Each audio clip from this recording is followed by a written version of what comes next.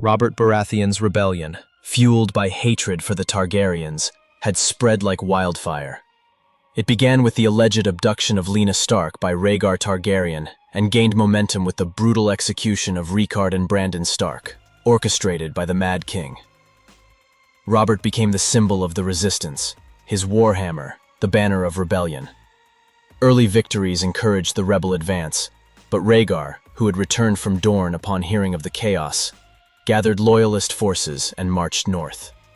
The armies met on the banks of the Trident, where the fate of Westeros was sealed in blood.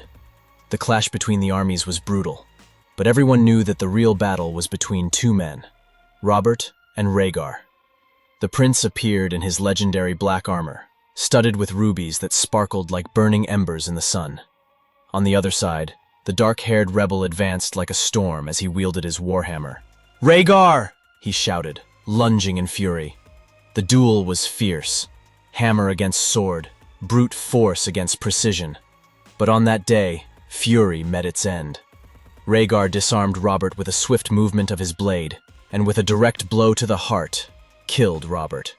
Baratheon fell to the ground with his eyes open to the sky. Rhaegar's armor remained intact, his rubies firm, as if victory had been engraved on his chest from the beginning. The sight of Robert dead before the troops who followed him as a king shook the rebellion at its core. Hope died with him. The armies began to retreat.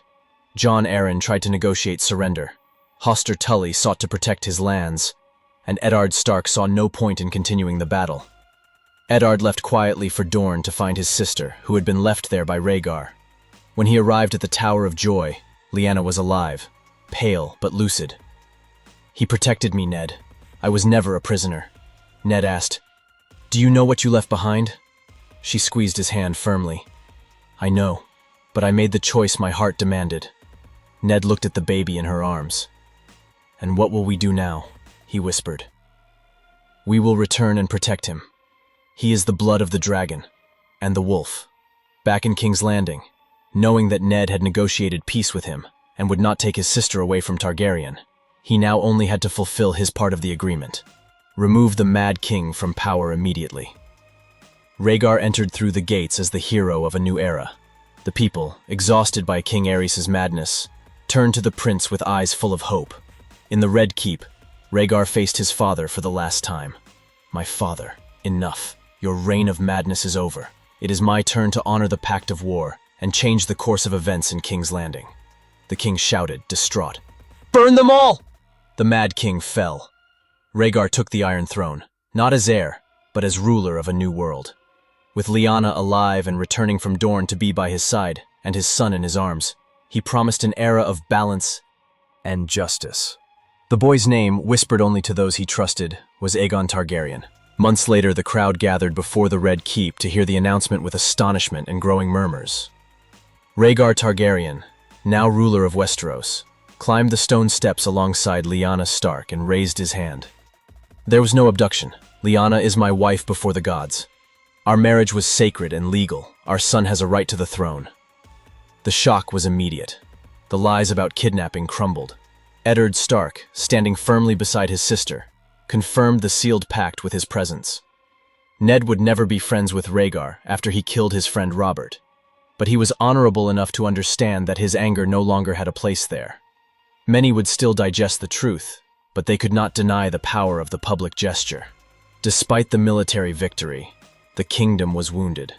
The war had separated families, devastated lands, and sown mistrust. Rhaegar acted cautiously. He reached out to the lords of the North, the Vale, and the Trident. In a bold move, he appointed Eddard Stark as Hand of the King. "We need to rebuild, together. I know it will be very difficult for both of us, but it is the best way to continue showing that the houses have made peace," he said. The Tullys returned to their home. The Arryns maintained their autonomy in the mountains. The Baratheons, Robert's orphans, accepted silence with honor. The ashes of war were swept away with promises of stability. With Aerys' madness behind him, Rhaegar initiated sensible reforms, mainly listening to the advice of Ned, who stood by his side, and that of his sister. He convened a new assembly of masters and advisors. He created programs to feed the most affected regions. The crown's gold was invested in ports and roads, no longer in pyres of fire. "The throne is not a prize to be won, but a burden of duty," Rhaegar said. He ordered Harrenhal to be restored as a symbol of reconciliation, and returned confiscated lands to the lords who had sworn allegiance. The rebellion was over, but the future was a new field to be cultivated with caution. Young Aegon, son of Lyanna and Rhaegar, grew up in the gardens of the Red Keep, surrounded by powerful figures. Visenya and Rhaenys, the daughters of Rhaegar's first marriage to Elia Martell, became his closest half-sisters. Daenerys, Rhaegar's younger sister, was brought back from Braavos to live with the family. So was her brother Viserys. "They must grow up as siblings, not as threats," said the regent. Together, they studied with masters, trained with Sir Barristan, and learned politics in the council chambers. The boy Aegon was serious, like his mother.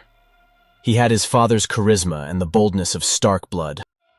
Over time, the people began to see Aegon as a promising heir. Daenerys, beautiful and curious, became a confidant and advisor. Elia's children were not forgotten. Rhaegar recognized them as legitimate princes even with his new marriage. "I will not err as they did with so many others. They are all my children." The young Targaryens formed a close-knit group, although veiled tensions over inheritance and succession hung in the air.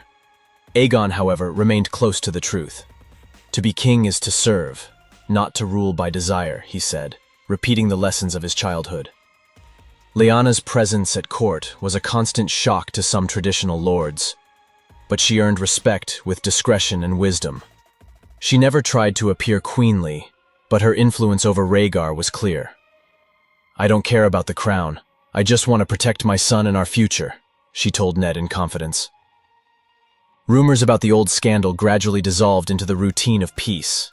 She kept the Wolf of Winterfell in her heart, even while living among dragons. Meanwhile, the North rebuilt itself in silence. Eddard, torn between King's Landing and Winterfell, had trusted lords who kept watch over the new regime.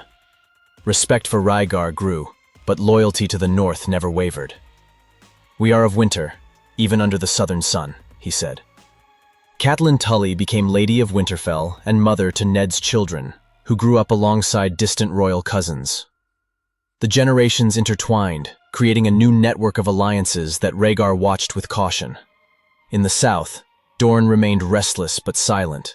The Martells, still bitter over the loss of their bond with Elia, kept their distance. Rhaegar tried to make amends with promises and titles, but the scar was deep. "He traded her for a wolf from the north," they whispered. Still, they avoided confrontation. Aegon was sometimes sent to Dorne as a gesture of goodwill. "Get to know all the kingdoms you will rule," Lyanna would say. The young prince grew up knowing every corner of Westeros. The houses that had bet against the Targaryens saw their names gradually cleansed. Rhaegar did not seek revenge. He preferred to appoint young people from formerly rebellious lineages to key positions. A Baratheon was made Master of Coin, and Aeron was sent as ambassador to the Citadel. "A kingdom is not built on fear, but on trust," he told the court. It was an unusual reign, full of challenges, but one that seemed to avoid the ruins of the past. Lyanna's presence really had a huge effect on Kingsland. As the years passed, Aegon became a man. Tall, with light eyes and dark hair streaked with silver, a symbol of the union between wolf and dragon. Sir Barristan trained him as a knight, while Varys and Tywin Lannister shaped his mind with harsh advice. "You will be loved if you are just, and feared if you are weak," his Uncle Ned would say.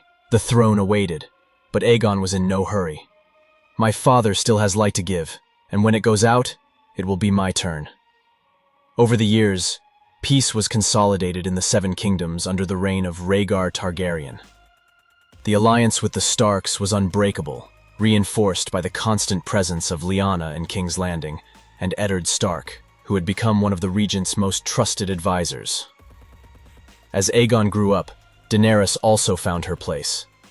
Raised under the care of Rhaella and the masters of the court, the princess became a friend and almost a sister to Aegon, sometimes a lover. Viserys, although more difficult to control, was kept under surveillance and away from dangerous influences when he began to show certain instabilities and an uncontrollable desire for power. This did not affect Aegon and Daenerys, who were always together with Lyanna. "She has the calmness of the moon, and you have the fire of the day," Lyanna would say to them both. The three grew up together, shaping a new Targaryen generation, more aware of the people and less driven by uncontrolled ambitions.